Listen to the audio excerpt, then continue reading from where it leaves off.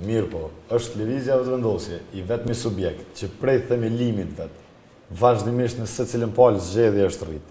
Ju ndashtuni nuk ka struktura, ndashtuni është vote rastësishme, por çdo logjik, ma herët pak para emisionit bisedum bashkë për statistikat se çfarë rëndësie kanë. Vetë fakti që një subjekt politik prej 2010-s, kur merr pjesë për herë të parë në procesin zgjedhor, 2013 në zgjedhjet e para lokale e fiton një komunë, kryeqytetin. Mandej, në zgjedhjet e 2014-s rritet numri i votave, edhe pse numri i deputetëve mbetet i njëjtë, po është e rëndësishme që numri i votave rritet. 2017-ën po del subjekti i parë politik. Bëhen bashkë plani atëherë PDK-A kë nisma, LDK-A KR e shumë parti tjera të vogla, dhe si subjekt politik lëvizja vetëvendosje 2017 ka dalë para.